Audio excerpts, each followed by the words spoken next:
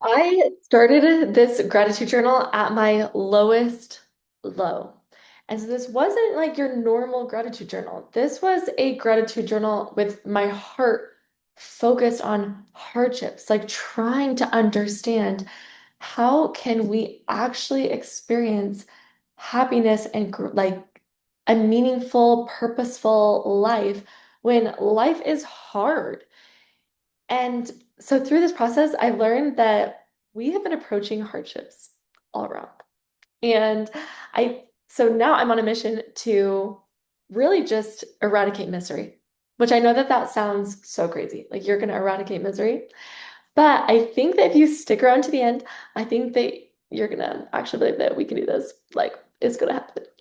Okay, so let me give you a quick timeline. I wrote it down just so I don't miss anything. So from birth to like 2007, I had experienced family estrangement, sexual abuse, court with my perpetrator, loss, family members murdered. Like even just by the time I was 13, so 2007, I was 13 years old. Even just by then, I was just like, whoa.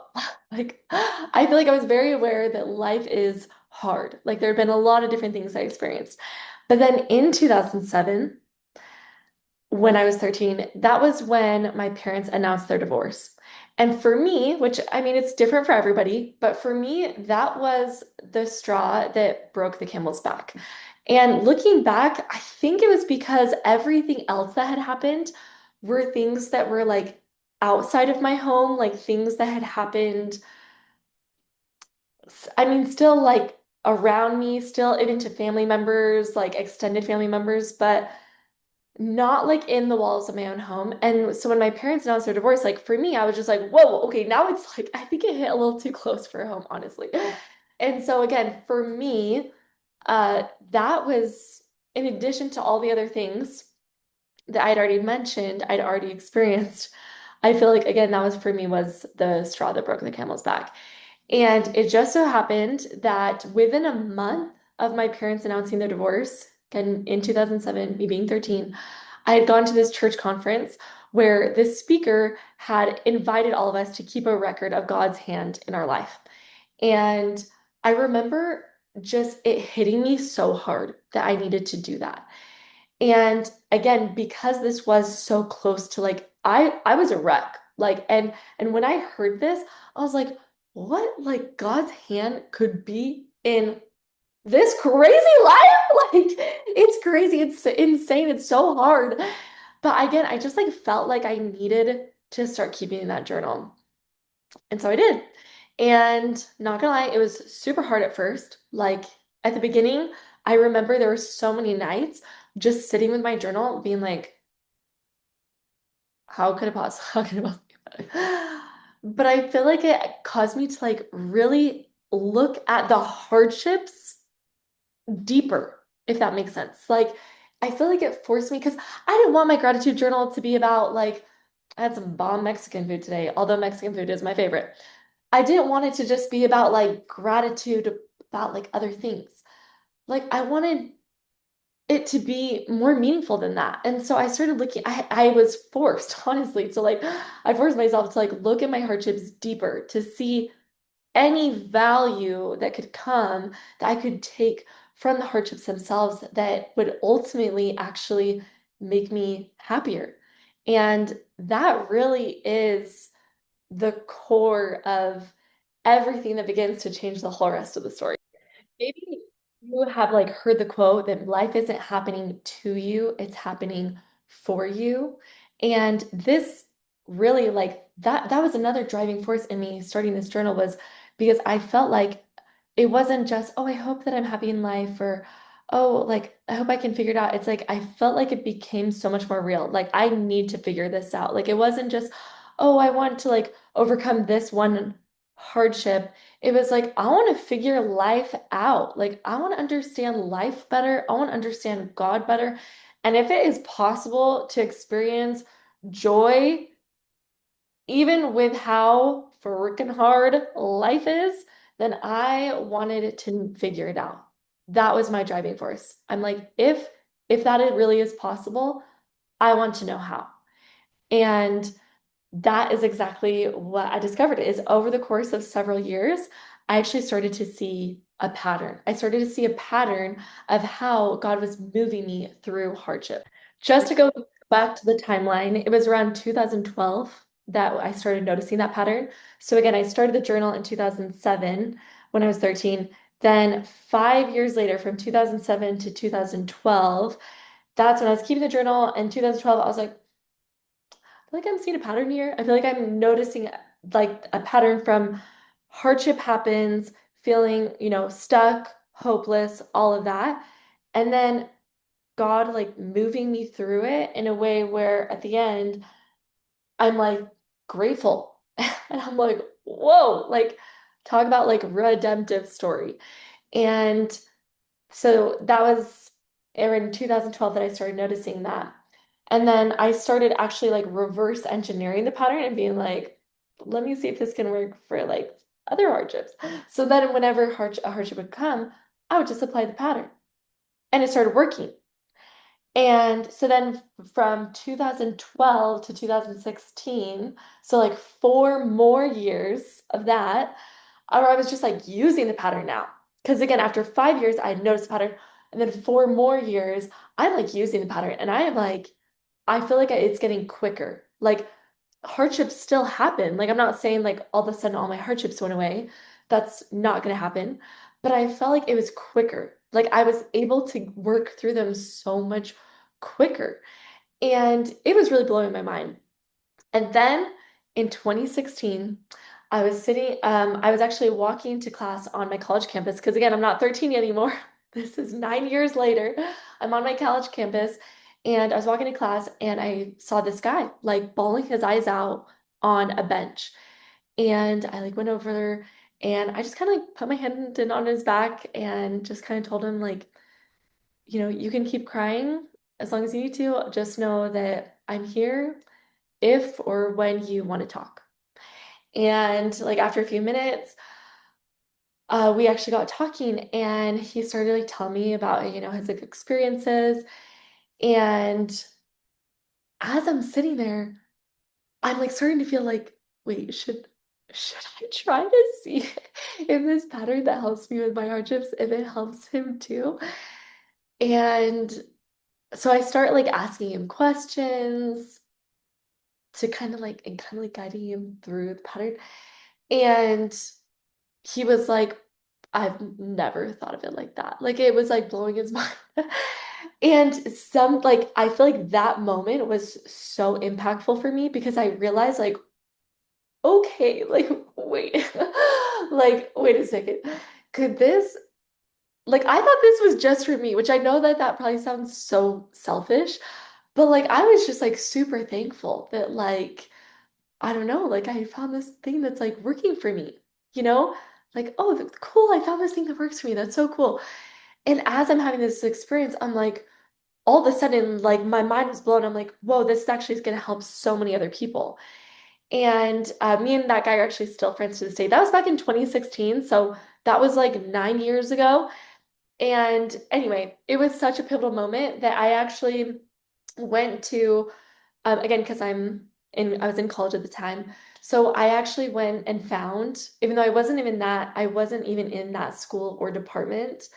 But I started to just be like, hey, I'm just gonna show up at the office hours of professors that are in like the therapy department, like the social work department, just like schools like that that are professors of mental health and all these different things. And I would just like show up at their office. And honestly, like I would just be like, hey, this is my story. This is like a pattern that I found. Am I totally crazy? Because I just like helped somebody. And so now I'm starting to think that this could help more people.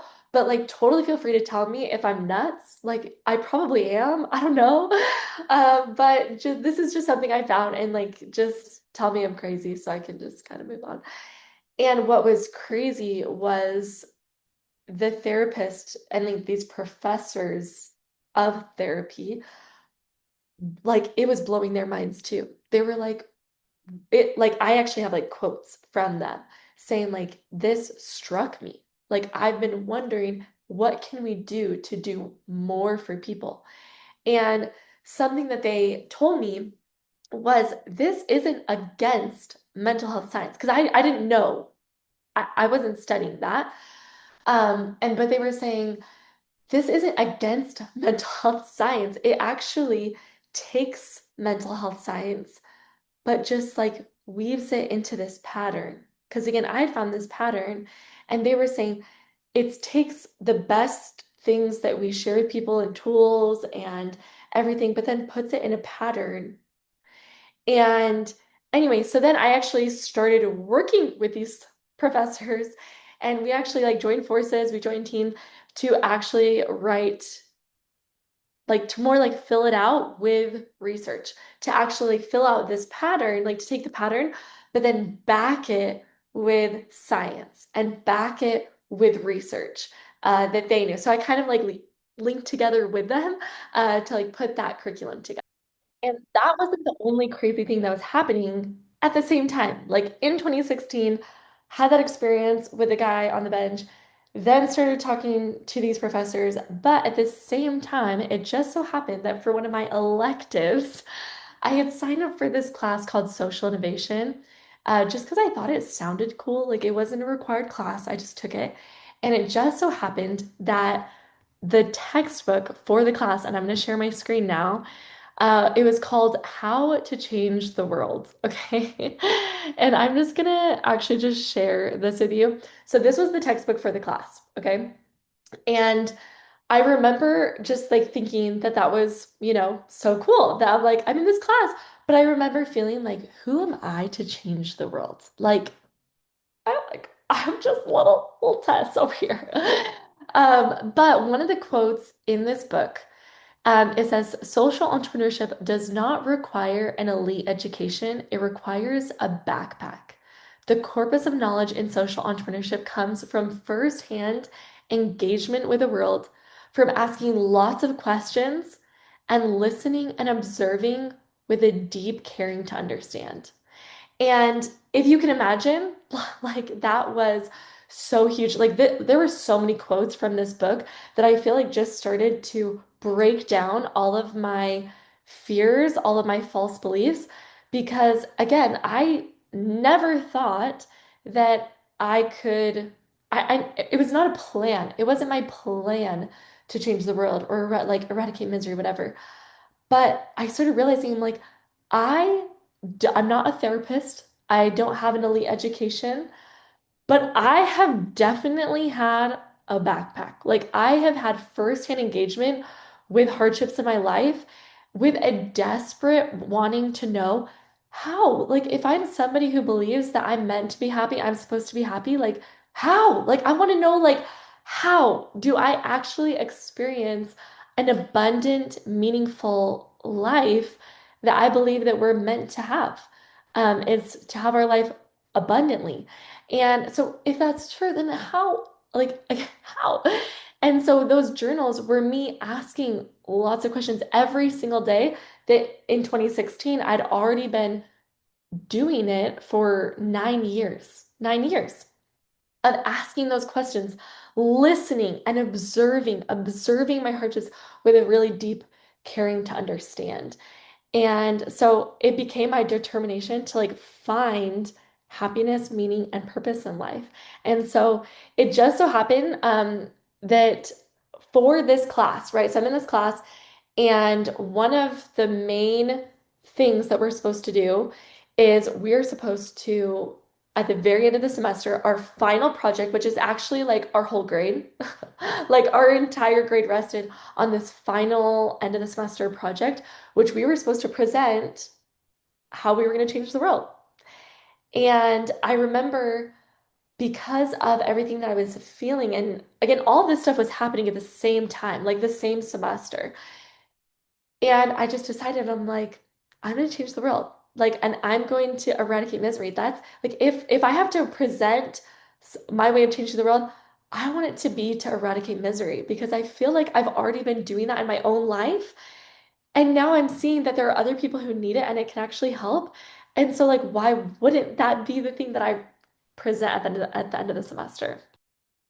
Okay, so I bet I can already guess what your next question would be. And as I'm just gonna share my screen, I bet you're thinking, okay, so Tessa would like just become a therapist. If you want to eradicate misery, just become a therapist.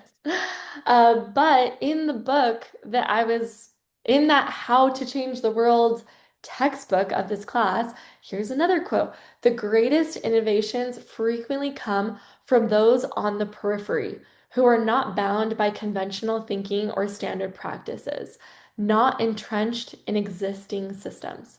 The greatest innovations have come from the people, I'm forgetting where the, from the people who had the courage to ask why things were done a certain way and introduce transformative new approaches. And so again, this just set me on this journey of, again, I kept working with these professors, kept doing this class, and I feel like I could see this. I really just had this whole vision. I actually know exactly where I was. I remember I was coming down to the wire. We were getting really close to the end of the semester, and I still didn't like really know because there were, again, from this class, we're learning there were specific things in order for something to change the world. It can't just be like this. I can't just get up there and be like, I'm gonna eradicate misery, and then like oh, good. Okay. Hey, on your thing, like there were standards, there were things that we were learning in the class of if it can't run without you, like if it doesn't have these specific rules, like it's not going to change the world. And there's no way that it could. It has to be sustainable. It has to be scalable. It has to be all, like there were just so many standards. And so I was thinking like, okay, I've seen this pattern, but like, how do I actually put it into a system that could actually change the world, that's scalable, sustainable, all these different things. And what's crazy was I actually remember exactly where I was sitting, exactly where I was. And I think it was only like the week before the semester was gonna end. Like it was coming down to the wire.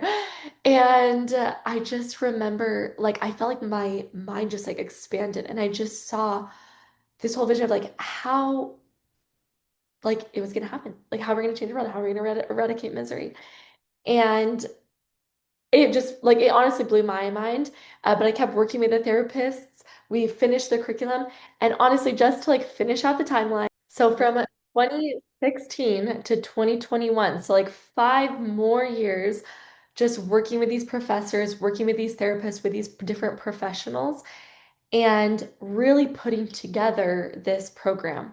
And so again, this was not just like a quick thing. Like from 2007 like again, first like several years, just like seeing the pattern for myself, several years, uh, uh, like what is it called? Reverse engineering.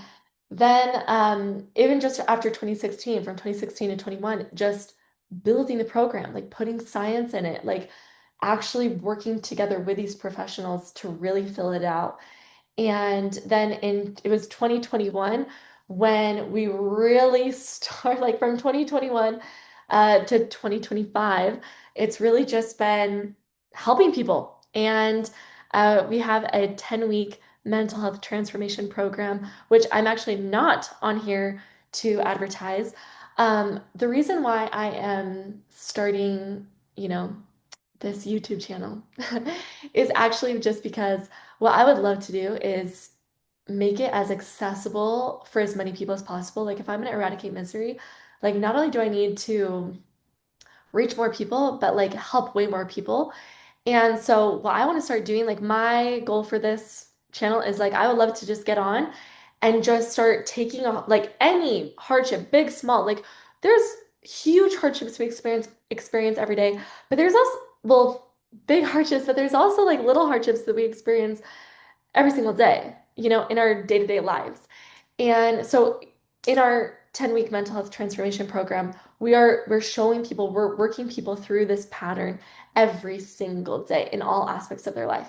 But I'm like, why couldn't I do that on here? Like with YouTube, with social media, like actually just so what I would like to do, if you want to subscribe, if you want to be on this journey with me, what I would like to do is every day I want to share any kind of hardship. Some of them will be big, some of them will be tiny, like getting sick of cleaning the dishes every day.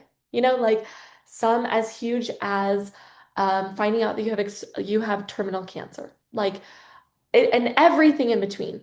But then every single day that I share whatever that hardship is, I'm just gonna show you guys. Like again, I'm not gonna like hold anything back. Like I literally just want to just show you guys, like literally write it out and just like because we have gotten it down so good, like to a science. Where you can give me a hardship. Like we actually, and again, in our program, people write in their journals. So like it's a shared journal. People write in anything that happened that was hard that day. They send it into us, and then the very next day they get a video message walking through how to work through that hardship with what we now call the fortitude framework. And so that's what I intend for this channel. Again, I'm not making this to necessarily talk about the program. It's really just what I'm hoping to post every week on this channel is a hardship and just applying the framework in real time to help you guys see how you can be working through your hardships so that hopefully it inspires you so that without you even having to join the program, without you having to actually be a part of it at all, like this will just be free content. You can just learn it. You can start to rewire your brain. That's actually part of the power behind our program is because people are getting these video messages back of seeing the framework every single day. It really does rewire their brain. So their brain actually starts doing it because it's a very simple framework and they're working through it every single day, every single day, every single day through all different aspects of their life. And it starts to rewire their brain and just gives them confidence. Like, I can do this. Like, I don't need to be scared of hardships. Hardships will always be there, but like, I can work through them quicker on. I know exactly what to do. And so that is, if you would like to join me for that, then let's go. You can let's eradicate misery in your life, and then you can help me eradicate misery in other people's lives. That's what I think is so beautiful about this, is that if I can help you champion your hardship, then you can champion others, like the people who are needing you to rise out of the hardships and trials that you're experiencing, and they're waiting for you to champion it so that they can have your voice, your message, your personality, like shining the light for them. You don't need to be miserable. Like, we can do this. Like, I've already walked to this road and I've championed it. Now let me champion you in it. That's really like, that is like the dream. And so that's what we're going to be doing here every day on this channel. And obviously, if you guys have any things that you want me to work through, so I'm not just coming up with the hardships myself, like you actually have one that you want me to like map out for you, then like let's do it. I would love to hear. I want to support you. I want this to be a great community where we are really, truly supporting each other.